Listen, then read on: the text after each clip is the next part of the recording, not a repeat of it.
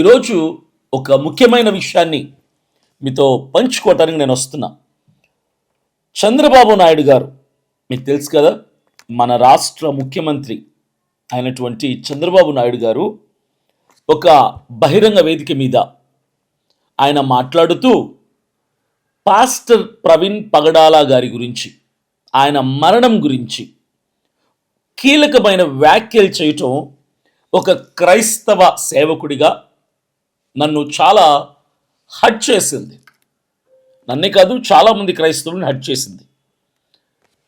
కొందరు ఆ లింక్ని, ఆ యూట్యూబ్ లింక్ని నాకు షేర్ చేసినప్పుడు ఆ వీడియో నేను చూశాను. ఒకటే నేను ప్రశ్నిస్తున్నాను, ఎందుకు అయిపోయిన విషయాన్ని పదే పదే జ్ఞాపకం చేయటం? పోనీ మీరు జ్ఞాపకం చేసేదేమన్నా మంచిగా, న్యాయవంతంగా, యథార్థంగా జ్ఞాపకం చేస్తే అది చాలా సంతోషం, చాలా మంచిది.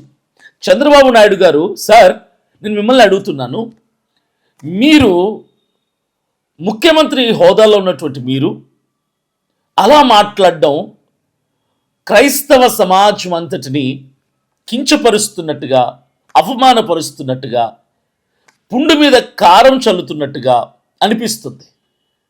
మాకు ప్రవీణ్ పగడాల గారి విషయంలో న్యాయం జరగలేదు అని గొంతు చింపుకొని అరిచి ఇక ఈ ప్రభుత్వాలు మనల్ని పట్టించుకోవు, ఈ ముఖ్యమంత్రి గారు మనల్ని పట్టించుకోరు, ఏ ఎమ్మెల్యే, ఏ మంత్రి, ఏ మినిస్టరు, ఏ ఎంపీ మనకు న్యాయం చెయ్యరు అని ఒక నిర్ధారణకు వచ్చిన తర్వాత మా క్రిస్టియన్ కమ్యూనిటీ మొత్తం ఇక చేసేదేమీ లేక అరిచి అలిసిపోయి, ఇక జరిగింది అన్యాయమే, మనకు అధికారం లేదు కాబట్టి మనం నోరు మూసుకొని కూర్చోవాలని చేతులు ముడుచుకుని ఇంటికి వెళ్ళిపోయాం సార్.